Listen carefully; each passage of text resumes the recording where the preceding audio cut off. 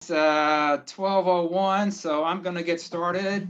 I'm Bruce Kajiwara, chairing the monthly educational sessions.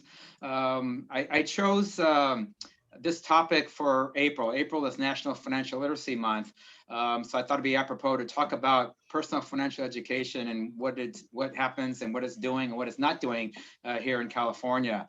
I did choose a date after April 15th tax season, but because of COVID and everything got changed, so I think we may have people that are a little bit busier handling tax returns due May. But anyhow, as a reminder, there is no CPE for this session. We are going to stay with the hour. The session is being recorded and the slides will be available. So give us a day or so after this. It will be on PFP at calcpa.org is where the slides and the recording will be. So you can access it at that time. If you do have questions, please put them in the Q&A, okay? Do not put them in the chat. Put them in the Q&A. They'll be monitored by our speakers, and we're gonna have some time a little bit after to discuss some questions and answers. So the first thing I want to do is just share my screen just real quickly.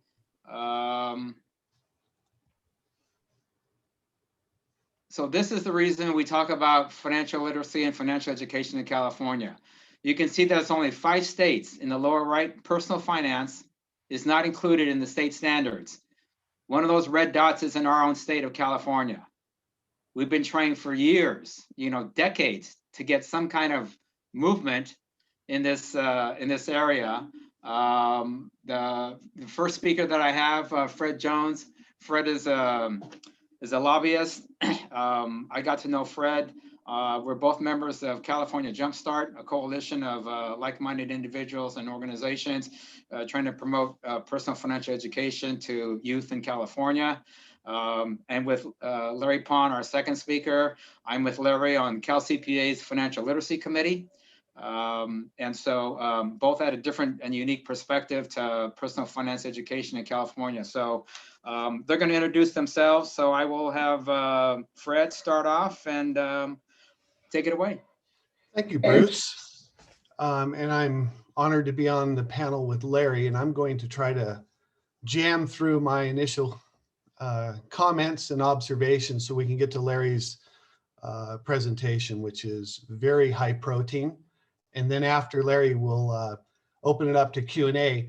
I'm happy to try to answer questions as we go along and even as I'm presenting. So if you do have a question, rather than use the chat, if you see the Q&A icon, hit that and enter your question on the Q&A. And again, I'll try to answer them as I go along as appropriate and relevant. So my name is Fred Jones. I'm a contract lobbyist. I'm an attorney. I started my career in Sacramento as a lowly intern, legislative intern in 1992. So I've been there as a staffer until 2000, where I served as a chief of staff. And during that time, I was also going to law school at night. So I passed the bar, and in 2000, I opened up my own law practice, intending to leave politics in my rear view mirror. But there were a couple of folks I had worked with, a couple of associations that said, hey, could you help us transition just for a couple of months, maybe a year? Well, 21 years later, I'm still representing a couple of those associations, and I've added a couple since. So I've stayed involved in the policy setting arena close to 30 years in Sacramento. So that's really my focus and expertise. I do some financial planning on the law side of things. And in a prior life, I did some ambulance chasing, personal injury, trial work. But for the most part, my law firm and my personal and professional focus is on policies and regulations here in California. And what brings me today is my representation of the California Jumpstart Coalition, and within that coalition is the California Council on Economics Education that I also represent. And while the issues are broad, for my lobbying clients, at least those in this space, all agree that California is woefully behind the curve when it comes to preparing our youth to be responsible citizens in the way of finances. So our financial literacy is really pathetic. And one of the primary reasons is its lack of presence in the instructional day within our K-12 system and even higher ed, but beginning at that foundational mandatory public education.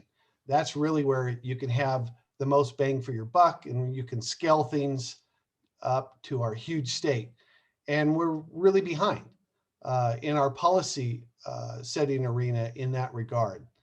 I wanted to therefore give you a little bit of context of why that is and what the realities facing us, those of us who want to advocate for more financial literacy in California. Let me begin with pre-1983. Prior to the early 80s, the state was not involved in setting curricular requirements, including high school graduation requirements. That was totally left to each local school district. In my world, we call them LEAs, local education agencies. And so each high school district, for example, set their own graduation course requirements for a condition of receiving a diploma. And there was quite a bit of variance on what each LEA was, requiring of their students. Some had, college prep as a default requirement. Others had the bare minimum. And then there was, everything in between. For a lot of reasons, I won't go into detail now, in the early 80s, the state decided we need to take a little bit more of an assertive role in setting minimum academic standards. And so in 1983, 82 actually, a bill was passed, signed into law, that set 13 courses that all high schoolers have to take as a condition of receiving a high school diploma. That law allows local education agencies, districts, to add other courses above those 13, but all California students have to take at least those 13 courses. And with the exception of physical education, or PE, they're all academic, ELA, mathematics, science, foreign language, that kind of stuff. So they're academic centric. And then because of some court cases, and also because of Prop 13, which passed in 1978, a lot of the financial decisions also started to shift from these local districts to our state capital. So both financial and curricular choices were starting to be made in Sacramento, as opposed to each of our now nearly 1,200 school districts in California. And so as the money and the curricular decisions shifted from the local level to the state level, everyone started looking to the legislature and to each governor for trying to get their interest into the classroom instructional day. And basically over the course of the last 35, 40 years, we developed a system in which the only things that were taught in our K-12 system were what Sacramento politicians required, funded, or measured. Those were really the three primary drivers, and they were all set at the state level. Now with the George W. Bush administration, with the deal he struck with Senator Ted Kennedy, with No Child Left Behind, some decisions even started going up to the national level, federal government level, and away from local governments even more. And there were money attached to these things because money drives decision-making. Well, along came the second advent of Governor Brown. He served in the 70s as governor, and as we all know, he was elected more recently for another 2 terms. And he decided, using his Catholic theological background of subsidiarity, to try to devolve more power back to local districts. And he and his folks that were close to him in the education arena came up with a local control funding formula and a local control accountability plan. And the intention was to diminish the micromanagement and the prescriptions coming from Sacramento and even Washington, D.C., and free up local districts to kind of go back, if you will, to their pre-1983 status, where they could provide a lot more flexibility to make their own curricular decisions and their own financial investment priorities. But as a condition to do that, they have to provide their local communities every year what we call LCAP. There's lots of acronyms in the education arena, so I'll try to spell all of those out. The Local Control Accountability Plan. And what that basically is meant to do is they're supposed to have public meetings of stakeholders, parents, local businesses, educators. They're supposed to come together every year and review their priorities, each local district's priorities, and then set a plan and attach all the money, the flexible money through the local control funding formula to their priorities. And that's what these LCAPs are supposed to do. I'll have to say, it's still fairly new because we had over 3 decades of Sacramento setting the course of the ship. A lot of districts have not really exercised this newfound flexibility because they're used to the old way. That inertia has continued. But there are opportunities now at the local level for districts and locally elected trustees and site administrators and teachers to start dictating a little bit more of their own classroom instructional priorities. And again, I think it's an opportunity for those of us who want to advocate for financial literacy that we really haven't had in 3 decades plus in California. But again, the training wheels are still on. And so we need to help local educators and locally elected officials take those training wheels off and start exercising their newfound liberty and flexibility.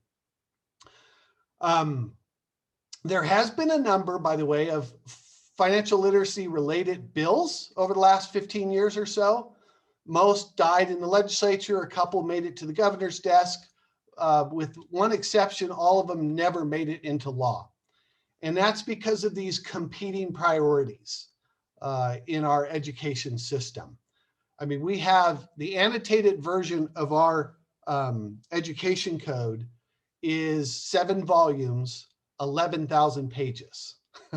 And this is what districts and teachers have to deal with. And obviously, those priorities have been set by people outside of the district. And so nothing happens by accident. If financial literacy is not included in course mandates, in high school graduation requirements, in high stakes testing or measurements, there's probably a reason. And usually the reason is because something else took that priority. And there really is a zero-sum game when it comes to instructional day. There's only so many hours, there's only so many courses, and there's only so many years that these students have.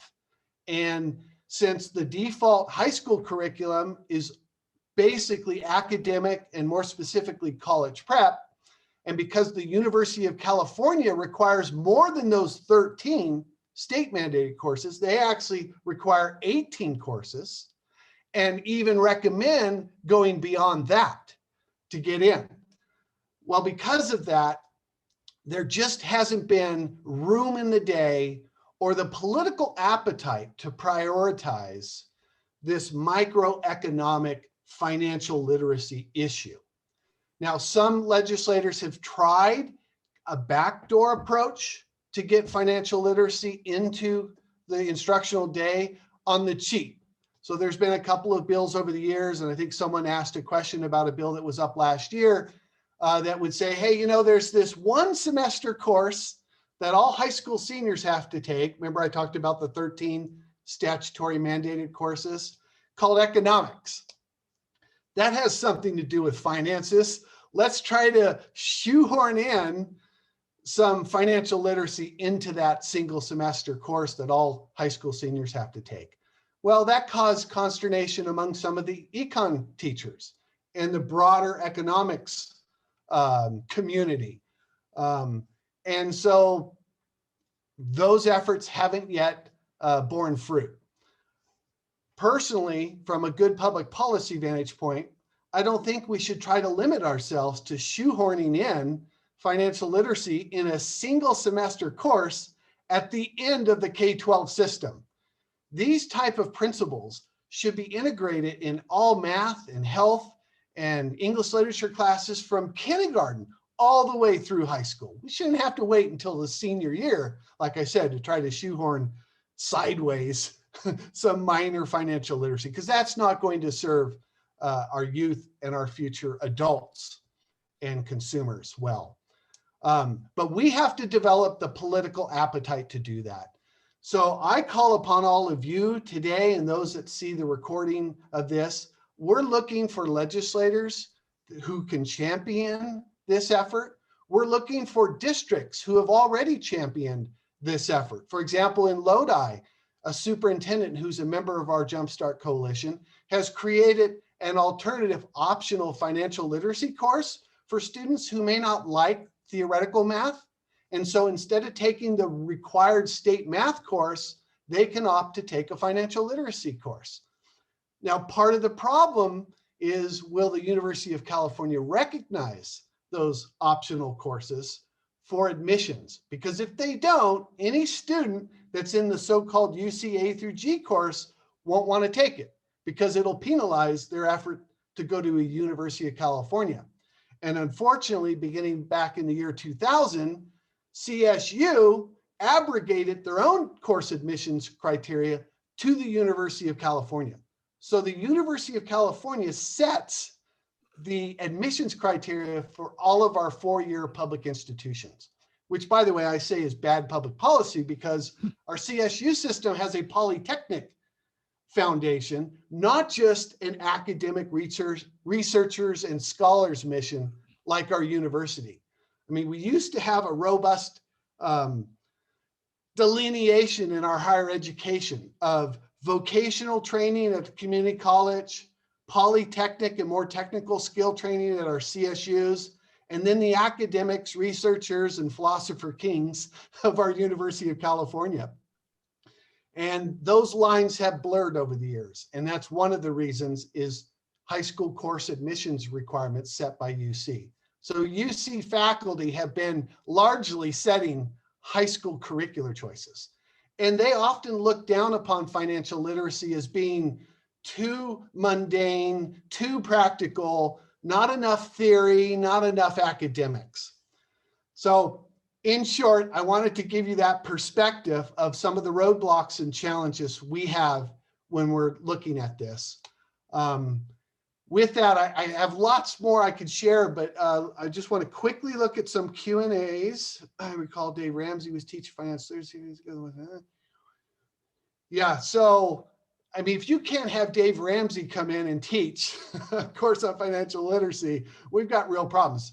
And we do have a system where if Albert Einstein was alive today, he couldn't go in and teach a physics course because he lacks the certification. There is a bill this year to allow people with financial literacy skills to come into our classroom to teach financial literacy.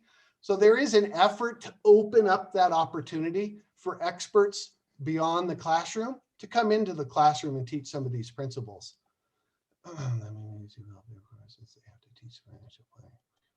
I'm just looking at some of these, your CPA exam is wonderful. I don't want to get on that tangent, but that's a great exam that really tests your knowledge and skill base to be a good CPA.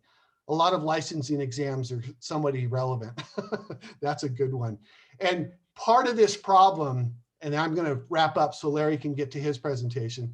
Part of the problem, frankly, is employers that are, sending out applications. And one of the first things they say is 4-year degree required.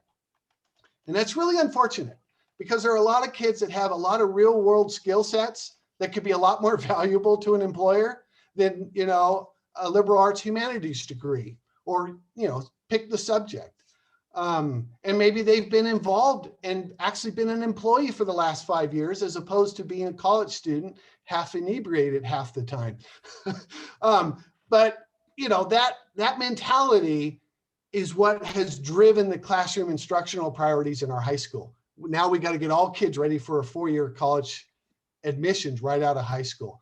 And so a lot of these pressures and cross currents have undermined the ability of local districts to offer more hands-on relevant, industry relevant, and in this case, financial and personally relevant curriculum.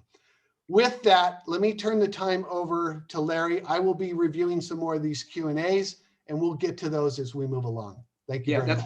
Perfect, Fred. So yeah, there's some Q&As that relate to you, Fred. So if you can stay on and answer those, that'd be great. Hey, Larry, the one Q&A came in that said, how can we as CalCPA get volunteer and teach financial literacy? So it's a great segue. Everybody, Larry Pond is a practicing CPA. He is he's a co-vice chair of the CalCPA's Financial Literacy Committee. I've served on that committee. I've been chair. So Larry has done a phenomenal job. So he's going to go through with what we can do as CalCPA. So Larry, all yours. All right. Well, thank you, Fred. Thank you, Bruce. And let me get our PowerPoint here. It looks okay now, everybody? Okay, great. Well, thank you, Fred. That was a great introduction, and share all the frustrations that us volunteers have gone through, us as parents have gone through. So my presentation is going to be a very personal presentation. It's going to be about my experience with financial literacy. And I know many of you have great experiences and great ideas. I see some great comments in the Q&A already, so I really appreciate that. And we're going to continue this conversation in our next Financial Literacy Committee meeting, once that's going to be set. It's probably going to be sometime in May or June. We'll have a meeting, and definitely we'd love to have Fred come back to kind of repeat what he said here to share it with the committee. So let me start with a little bit about me here. This is my 35th tax season. I've been a practicing CPA since I've been in the tax practice since 1986. More importantly, I'm also a parent. I have 2 children. They have both graduated from the California public schools through our local high schools, middle school, and elementary school. I live across the street from the elementary school, and they're both at the University of California. My daughter's graduating in a few weeks from UC Berkeley. My son is a freshman at UC San Diego. So we have firsthand experience of what's going on there. And like Fred was talking about the A through G requirements, their schedules were so packed when they were in high school and middle school and all that. It's like if you missed one class in 6th grade and middle school, you kind of messed up your whole high school career. It's really amazing. A lot of controversy about math, how math is taught in our schools and all that. So gone through that as a parent and understand the frustrations and all that. So also, I've been involved with financial literacy since I've been a member of CalCPA. Back when I joined CalCPA, you had to be a CPA to be a member. So I joined in 1991. I guess they didn't allow non-CPAs to be members back then. Now they do. Also, as part of that, I volunteer with the AICPA 360 Degrees of Financial Literacy, where I serve as a money doctor. So it's a lot of fun. The public asks questions, so we answer them, and hopefully they get to read them and get some good help from there. So as Bruce and Fred were saying earlier today, why volunteer for financial literacy? Well, this pandemic has really exposed our financial vulnerabilities and challenges. Most Americans live paycheck to paycheck. Most of them don't even have an emergency fund. You know, they're homeless after missing one paycheck. They can't even pay a $400 bill, like something costs out in the car or something like that. So America needs a lot of help. And as Bruce pointed out in that study, California scores an F on the National Report Card on state efforts to improve financial literacy in high school. There's 5 states who scored an A, but we're definitely an F. So my take is we can't wait for government to solve this, because I've been banging my head against the wall every year, and we talk about this with our legislators. So the answer is you, from the grassroots, from the ground level. So you are the answer. So first of all, this just came out the other day.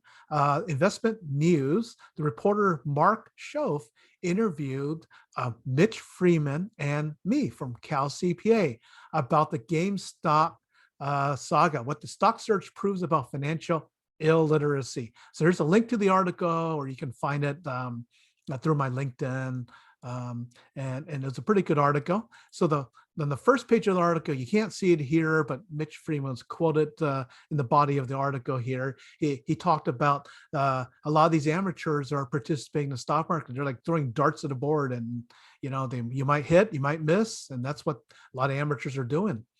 I really appreciate what the reporter did here on the when he quoted me. He mentioned me as a vice chair of the financial literacy committee for the CalCPA, and I told him about a class I taught to Monte Vista High School in Cupertino.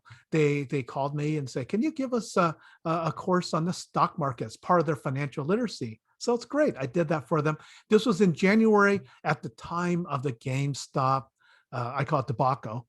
And so, as he pointed out here in the article, one of the areas he covered was investing versus gambling. And he said 9 of my 42 PowerPoint slides was devoted to GameStop, of why it didn't make any sense. It was like being a casino. People were just rolling the dice. But I really appreciate what he said here. Pon, who is also a certified financial planner, exudes enthusiasm for financial literacy. Well, thank you, Mark. That was really nice of him. It's a personal passion of mine, and America needs a lot of help. So I highly recommend reading and sharing this article. So let me talk about my experience with financial literacy, what it's been like working with the local nonprofits, working with the Financial Planning Association, working with our legislators, our government officials, and our local schools. And then the Money Doctor program through the AICPA financial literacy. And for what I've heard from veterans such as Bruce and Mitch Friedman and Rob Setzer and others, that the AICPA's financial literacy program came from CalCPA. So they copied the CalCPA program. So since it came from us, we can certainly improve upon that. So nonprofits, we have a lot of wonderful nonprofits surrounding us. What are the advantages of working with nonprofits? They have built-in constituencies. They have clients. They can do the promotion. Before the pandemic, they had venues, they had meeting rooms, they had areas we can provide our presentations. A lot of the larger nonprofits or more sophisticated nonprofits had professional advisor committees where they invited us professional advisors because they want referrals from us for our clients to donate to them. So working with nonprofits had some advantages. But what disadvantage did I learn working with nonprofits? The big one's turnover. You get a really passionate person who's really interested in what you're doing, but then there's turnover. There's one very well-known nonprofit in Palo Alto. We did great work with them, did a lot of good things with them. They literally had 100% staff turnover. And it was as if these people never existed, these programs never existed. It was like, that was so disappointing. It was so disappointing that the turnover. The other thing are mergers. A lot of nonprofits are merging because of financial necessity, and the new parent organization is not interested in what we're doing. An example was a homeless shelter that CalCPA was deeply involved with. We were part of their program. There's a 40-day time limit of how long a client can stay at a homeless shelter. As part of the program, they have to learn resume skills, job skills, interviewing skills. And CalCPA taught the financial literacy course, how not to get in trouble again, how to deal with credit, debt, paying your bills, and budgeting. It was a lot of fun. Unfortunately, the merger, they're not doing that with us anymore. Staff attention. The nonprofits are always staffed by very passionate people, but boy, they're really stretched. They're always understaffed. They don't have time for us. Example was last year, another wonderful nonprofit organization. They wanted us to help them with financial literacy with refugees, because refugees were constantly being victimized. And I said, sure, love to do it. But the person in charge of the program just never got off the ground because he was pulled in a dozen different directions and couldn't get to it. So that was hard. Examples of nonprofits are homeless shelters, because how do you prevent them from coming back to the homeless shelter? Workforce development, just some basic financial literacy skills, how to balance a checkbook, how to manage your credit cards. After school programs, done a lot of those in terms of helping kids avoid student loans, applying for scholarships, and that was a lot of fun. I tricked a lot of students into doing scholarship applications, because a lot of times the class starts with doing an essay. It could be a 200-word essay, a 300-word essay. And I just use a scholarship question, and I just tricked the kids into doing that. I said, great, paste that, put on this website, put your contact information, and let me know if you get the money. Some nonprofits are specifically doing financial literacy programs in multiple languages. In San Mateo, there's a wonderful agency that teaches financial literacy to the Hispanic community and to help them buy cars. They partner with a local credit union to give them a car loan at a very good interest rate, and teaching them how to do that. And there's other nonprofits that would match your savings. If you save money, a nonprofit will match that. And so you can build your savings up a lot faster, be able to save up for a deposit on a rental property, or even a down payment for a house.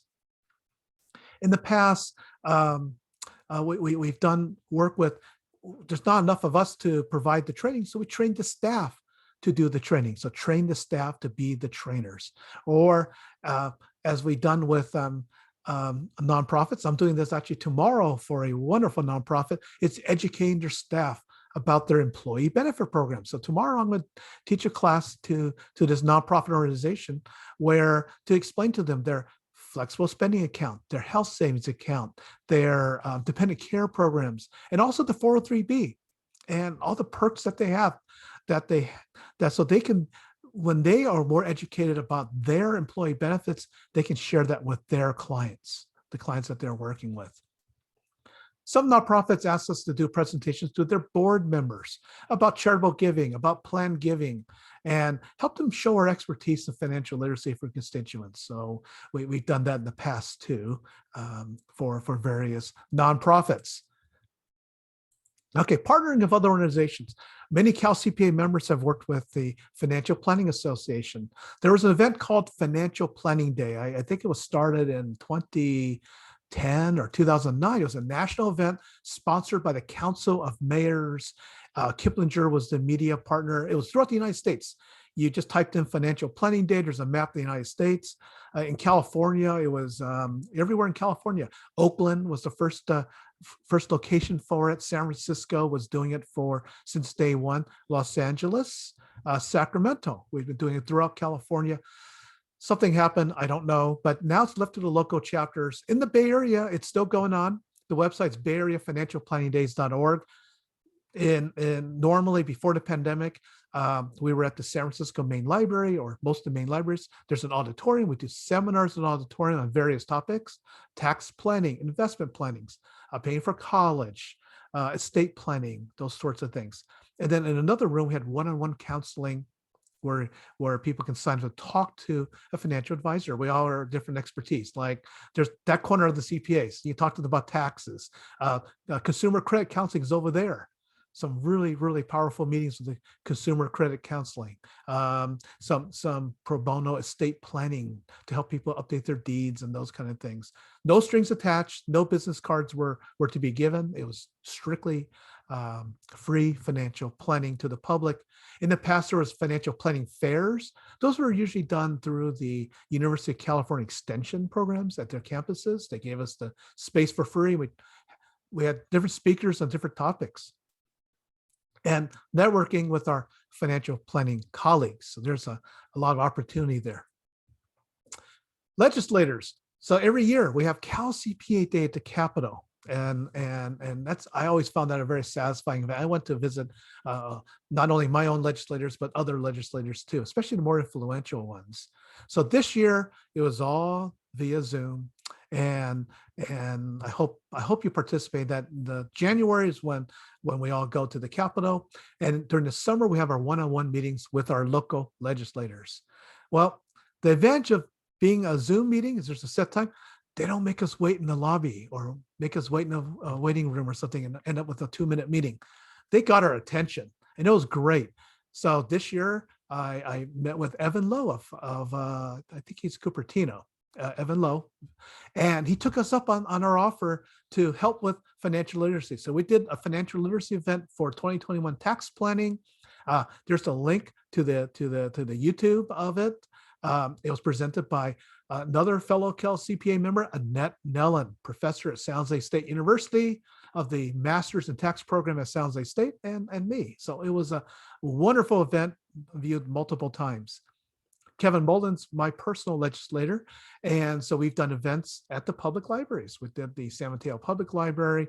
But I want to emphasize some questions about how do we got to keep meeting with our legislators, let them know we're there for them. And also we can provide training to their staff. Most of their staff are very young. And I think Fred remembers those days when you're really young. You got your paycheck. What's this FICA thing all about? And how do I set my W-2 right? Well, what's this 403B and employee benefits? What's an HSA? What's an FSA? Oh, I've got kids. So just kind of teach them how to navigate through that. When you enlighten them on that, they can say, wow, you can do that for our constituents. So what's the challenge of legislators? They always tend to be one event. We got to do it regularly. That's the challenge I have legislators. We got to stay in their faces, let them know we're here, let them know we're available, let them know we can educate their staff, not just this one-time thing. We can constantly keep doing that. Different topics, different fields, tax planning, employee benefits, financial planning. The challenge is term limits, right? Term limits. So by the time the legislator figures out how to do his or her job, they're termed out. They're looking for the other office or something like that, or the staff move around. That could be a pro too, because in some of our meetings, we meet the same staff person, but she was working for someone else and she remembers us. So in our meeting with legislators, we always mention financial literacy. That's always one of the topics. Besides the sales tax and services, right? We always talk about sales tax and services and portability of the CPA credential. Government officials, not just elected officials. San Francisco had a wonderful assessor, Carmen Chu, one of the best assessors I ever met. She was very on top of things. She has been promoted to be city administrator of San Francisco. So good job for her. But in her office, she sponsored the Family Wealth Forum. She did that for a few years. It was a lot of fun. It was held at the City College campus. And last year, it was supposed to be held at Balboa High School, but that didn't happen. It was done virtually. So we had one of our fellow members, Frances Semyon, was the CPA representative for her Wealth Family Forum last year. So that was great event. You had a large one for presentations and then one-on-one counseling where many of our members participated. Taxes, estate planning. Since she's the assessor, so her topic is mainly about property taxes. Also, she did an event on Prop 19. So there's a YouTube link to see how that was. This is the English version. It was also done in Chinese and Spanish. And I think it's been viewed over 18,000 times. Over 2,300 people participated in a live event. And then at the beginning of the pandemic, Carmen Chu had a thing called Cooped Up with Carmen. And so I was the first guest. I was the first special guest of her show. And we talked about, it seems like such a long time ago, the COVID Relief Act and all the changes that happened with that. So that was back in April of last year, back in April of 2020. There's the YouTube video for that. Other government officials, another fellow CalCPA member, Fiona Ma. So she's done events throughout California. And I think some of you might have participated with her. I was participating with her in the one that she held up here in Coma, California. She also had the executive directors of Cal 529, Cal Able, and Cal Savers. And I thought that was a great event. I wish there was more of them, but it was great. Had a full room of people. This before the pandemic. And she's been doing small business events because Fiona is a CPA. She understands what we go through, so we need to leverage on our relationship with her. Other government officials that were helpful for our financial literacy was in San Mateo. I'm in San Mateo County, the San Mateo County Office of Education. One area that's a big challenge in our educational system that Fred can comment on later is CTE, Career Technical Education. And he's right. Not all kids should go to college. Like you said, they end up wasting a couple $100,000, get a college degree and end up working minimum wage jobs. Maybe they should go to the trades. And that should be a choice of career the kids need to know. And I just learned that if you go straight to the trades right out of high school, you got to know your math. You still got to do math because, for a plumber, a carpenter, you still need math. The trading is, if you're an apprentice, they pay you $30 an hour. That's pretty darn good for a 19-year-old right out of high school. But we have something called the Financial Empowerment Super Team. We had various nonprofits as members. Junior Achievement was a great partner. Junior Achievement does a lot of financial literacy education, all the schools, starting all the way from kindergarten through high school. partnering with them, workforce development, private companies like Visa. Visa has a great financial literacy program, B of A, Jumpstart. We had Stephanie Lee, who's the treasurer of California Jumpstart, on our committee. So trying to get more outreach for Jumpstart. The trade unions were great. They were very helpful on educating the kids on the career paths. And there's a need. There's a shortage of workers in the trade unions. And we have industry representative. We have United Airlines, the San Francisco airport. We have Tesla. They're looking for workers, basically. They want workers who are local, graduating from our local high schools, not kids from Iowa or whatever. So they want to hire local kids. We don't want our kids to be moving out of state or whatever. So government officials. What's the challenge of government officials? Lack of success has been dealing with principals. They're not usually respected by their teachers. So principals are a challenge. I think the Lodi superintendent is an exception to the rule. We should support him on what he's doing. Most superintendents have no interest on what we're trying to do, or school board members. They're just trying to get reelected to the next term. But the success has come from devoted teachers, devoted parents, a lot of those. We've done a lot of events with devoted teachers. There's a lot of teachers who are doing this on their own time. It's basically grassroots. It's kind of hard to do it from the top. Find that amazing teachers. I've met a lot of amazing teachers. They're teaching financial literacy on their own time, their own resources. They're buying the books on their own, out of their own pocket. I've met quite a few amazing teachers who are mentoring their students and driving them to events and all that. So it's amazing when you meet we got to support these dedicated teachers. Yeah, like Fred said, very few schools have a personal finance class. I only know my district here in the whole county of San Mateo, only one high school out of many high schools that has a personal finance class. It's an elective class. Students are generally there for units. I taught that class. I was a guest instructor. I was there every Tuesday morning, Mr. Pond, Tuesday morning, first period. So which started around 8 o'clock. I was able to get to my office by 9 o'clock when I was done. Interesting demographics of the students. A third of the students were wearing ankle bracelets. These are kids on prison release. They were just there to get units. They weren't there to pay any attention. Maybe 2 students were there to learn about personal finance. The rest of the students were there for the units because it's an elective class. It doesn't fit the A through G requirements. So frankly, none of the students were actually college bound. They were just bodies in seats. But we did our best. We did our best, and I'm in touch with some of the students, and quite a few are in college now. Some have grown up to be real adults. So that's been great. So the challenge is student schedules are packed. What if you're an athlete? Your schedule's really packed. What if you're in music or performing arts, or all these electives, and they're constantly piling on mandates. The mandates. And the latest mandate is ethnic studies because of the social justice issues, and then debate about what is ethnic studies, who belongs in there, and all that. So big challenges at our local schools. Just want to share what we've done in our local schools here in the Peninsula Silicon Valley chapter of CalCPA. We've been doing this for the last 4 years, Financial Literacy and Career Day, a whole day event. It was been held at College of San Mateo. We get the big room there. We started at Kenyatta College. It was great. We started with financial literacy topics, financial aid, financial goals. We had a financial literacy rapper, and she raps financial literacy. She's very inspiring.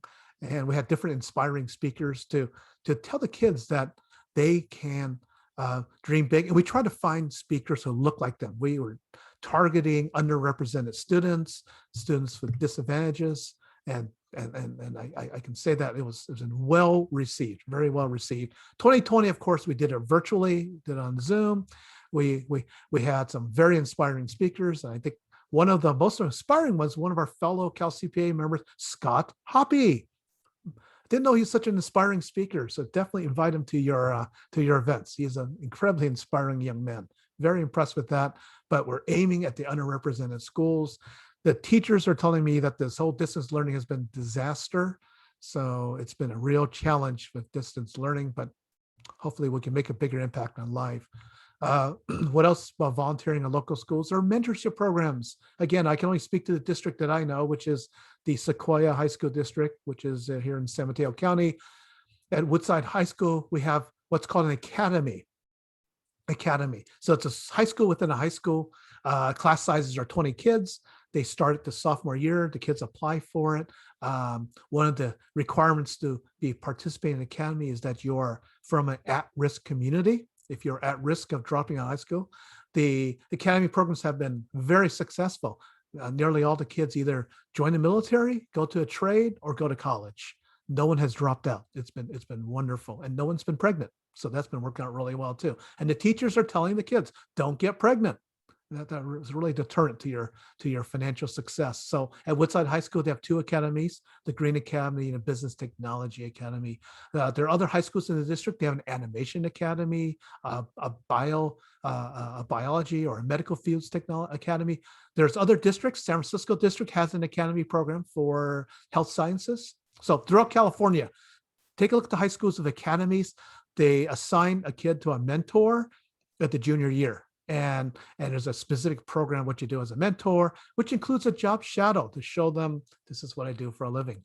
Carlbahn High School has a biotechnology institute where it's biotechnology focused. Their curriculum, the English, the social studies is very biotech focused. So for the history, they don't focus on kings and queens. They focus on scientists. So that's how they do that. Colleges, higher education, community college. The focus is on the successful transfer programs of four-year colleges. They're always looking for help in the financial literacy area through the state colleges and universities. It's through the financial aid office. They always have a financial literacy program. There are clubs, student clubs. We've been invited to student clubs such as Beta FSI or the Accounting Association or something like that. So there's at the college level here. Money Doctor, I think that's one of the things we're going to try to do with the Financial Literacy Committee is what we're trying to do is something called Financial Fridays. So maybe we haven't started yet, but every Friday we have a financial literacy, maybe 10-minute video or something like that. Or do the Money Doctor program where the public can have questions and our team of volunteers can answer them. Maybe we answer them in video. So the CalCPA Money Doctor program. Resources, CalCPA's financial literacy page needs to be updated, but it's the financial literacy page, the California Jumpstart page, and check out the board of directors. You'll recognize a lot of faces there. Our state has the California Department of Education resources, and the FDIC has grade-specific curriculum. So if you are providing any programs, you don't need to write them. They're written for us already. We can just take them, edit them, and all that. So yeah, I know I went through this very, very quickly. So hopefully we'll have some time to go over the Q&A. Has been flying past the screen here, so I haven't had a chance to read it. So Fred, why don't you unmute and we'll deal with the Q&A. Hey, yeah, thanks, Larry. Let me just interject here real quick, and then I'm going to let Fred and Larry continue on with the Q&A. So one comment was, what state can we kind of mirror or copy? There's a couple of states, Georgia, Missouri, Michigan, where they do have a high school course being offered. It is part of the state standards. They do have standardized testing. So it is being done at different levels, throughout the United States. But, we're just not there, and California is just far from it. But with that being said, on the California Jumpstart board with Fred and I, Mitch Friedman, and a couple other people from CalCPA are on that coalition. We are taking a cue from the state of Washington. So Washington on that map does not have a standalone course. It does not have any state standards. It doesn't require a high school course to be offered, but they have a robust coalition of nonprofits, corporations, individuals, and they've been in business for, 13 or 15 years or so.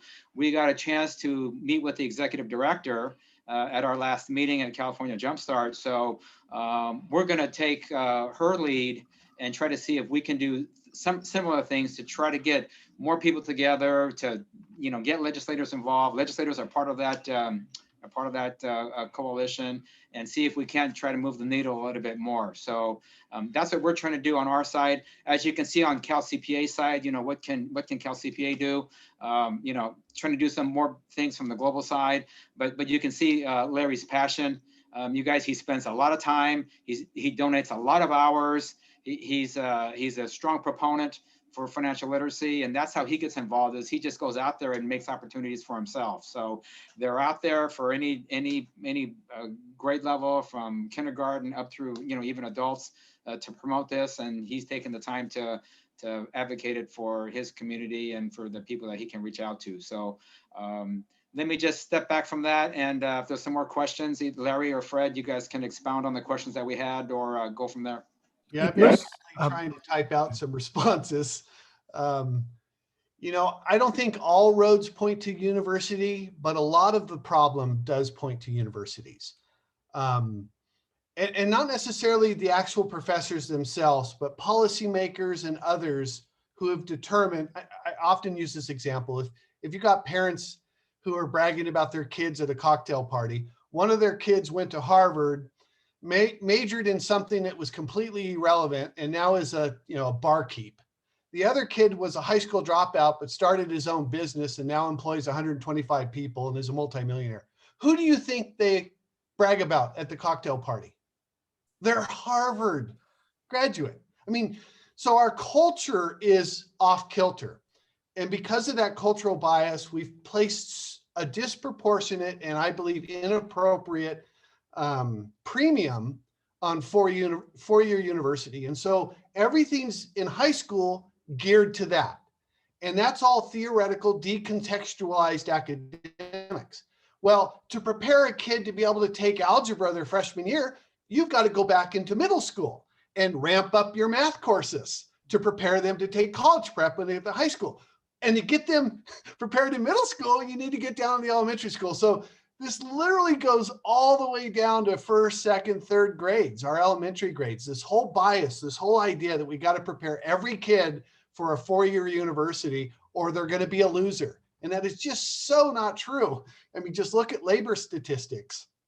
We don't need that many people with four-year degrees, and certainly not from just Harvard and Yale. So we've got to fight against that culture. We've got to be able to push back. We've got to be able to successfully have an elevator speech so that when we have an opportunity to speak to a locally elected official or a state official, we can re-gear their priorities, broaden their perspective. What is the purpose of, compulsory taxpayer-funded public education? What is the justification of taking my money to educate my neighbor's children? Well, part of the social compact is to make sure that when those children grow up, they're not robbing from my children. They're not criminals. They're self-reliant, responsible citizens. That's the social compact. So we need to have these high-level conversations to rejigger policymakers' priorities, at least as it relates to K-12 education. I completely agree with Fred here. And Bruce, I have a question for you, if you can help me understand Jumpstart. With Jumpstart, we were trying to get teachers to apply for the scholarship for their annual conference or whatever. We got zero response. We couldn't get a single teacher to take advantage of the program. Free trip to Chicago. This is before the pandemic. We got nobody, and there's hundreds of teachers in our county here. We literally contacted we contacted every CTE teacher, every math teacher, and everybody, but we couldn't get any teachers to participate in the Jumpstart program. How do we get past that? Part of the problem, Larry, is, again, I don't want to say all roads lead to the university, but where did those teachers get their certificates? Where did they get their training? They went to university, and the universities don't teach these hands-on, real-world relevant skills and principles. Again, they're teaching the theories and the academics, and so they don't have training. They don't have the pedagogy to teach this way. To teach a math class, basically all you need is a textbook, and that's your core syllabus. To teach a business math class, you're going to have to create your own curriculum, and you're going to have to make it real world relevant, and you have to keep it cutting edge because the technology and trends change so frequently that if there were ever created a textbook for business math, it'd be outdated before it got published. And so there's a lot more work involved for a teacher to be able to integrate these principles into their instruction. And that's another challenge. I've looked at personal finance textbooks, And frankly, I've looked at half a dozen. I didn't like any of them. Some were like talking about topics that really weren't appropriate. They were talking some exotic financial topics or things that are not, it should be more like a ground level thing. Like what's a checkbook? What's a stock? What's a bond? They're talking about derivatives and puts and calls and all that. It's like, no, we don't want to do that. And I think that's a And by the challenge. way, It's politics, right? With the textbooks. Yeah, and I don't want to be, negative about this, completely negative. There are some great programs outside of California. There are even some model programs within California. We really need to know what those programs are, right, so that we can be able to try to scale them up to this largest of all states, 40 million residents. We need to be able to have that persuasive narrative that we can go and talk to policymakers. So if you guys know of local programs that are successful, please let us know, because we need models that we can say, look, these are happening in real time. They're having great success. Here's some of the data. They're tracking their students post-graduation. Those are the type of programs we would love to be able to share to try to scale up. And there are some that are out there. I mentioned one in my presentation. There are some, but most of those superintendents and locally elected school board have to basically swim against the current, swim upstream to keep those programs alive, because the inertia of the status quo wipes those clean. So you do need champions. You need local champions, you need state champions. So one thing that Fred had mentioned was on the legislative side. We have focused for years on getting the legislation through California, et cetera, but that's going to be a decade or so down the road. I think it's just likely not going to happen. So we need to go this other route. We need to go the routes of like the state of Washington that doesn't have a mandate, but they're very, very effective. So as Fred said, one of our things we're looking at is trying to, get all the success stories that have happened throughout the state. And we know that they've happened. There's numerous of them. As we said, we have 1,200 districts, let alone how many schools and high schools that we have. So there are teachers out there. There are districts out there. There are superintendents out there that do promote or do have a little bit of an avenue into personal finance. And then that's what we need to gather that data and information. And then we can have more economies of scale to give to the legislators and say, hey, this is where it's working. This is how we can structure something, and then take a path that way. Well, thank you for putting this together, Bruce. And we should continue this conversation. We're going to have an upcoming meeting for the Financial Literacy Committee. We don't know the exact date yet. We haven't set the date yet. So it's probably going to be either in May or June. But I think we should continue this conversation. Definitely got to have Fred back as a guest speaker. And I appreciate the wonderful comments we're getting through the Q&A and the chat. And wow, I'm glad we're doing this, because I really want to get to know Wendy. Looks like, Wendy, you're doing great work. Really appreciate that. And I'd love to love to work with you. That'll be wonderful. So I think this is great. This is great, where we can all get together and get some good ideas together and continue the conversation. This is not a one-shot thing. So well said. Very good. That. All right. Thanks, Larry. So we will continue on with this. Our next monthly meeting is going to be, again, we're the third Tuesday of every month. So we have May 18th. Larry referenced Mitch Friedman. He happens to be our speaker in May. He's going to talk about the retirees' investment portfolio. Should there be a difference? So sign up for that. Again, 1 hour. There's no CPE. There's no cost if you're a CalCPA member. Again, I plan on having meetings throughout the year, every month. We've already got June and August and November already set up. So keep on the lookout. If you've got ideas for topics or speakers, let me know. But hopefully these meetings are educational, and we're trying to cover the whole breadth of personal financial planning. So thank you very much for attending. And I think we'll be able to keep a copy of these Q&A. I see we've got 23 pending now, and maybe Larry and Fred can answer these things separately offline. So everybody, thanks for attending, and we will, don't forget the recordings and the slides will be on the PFP website probably in a day or two. Thank you. Thank you very much. Bye-bye. Thank you.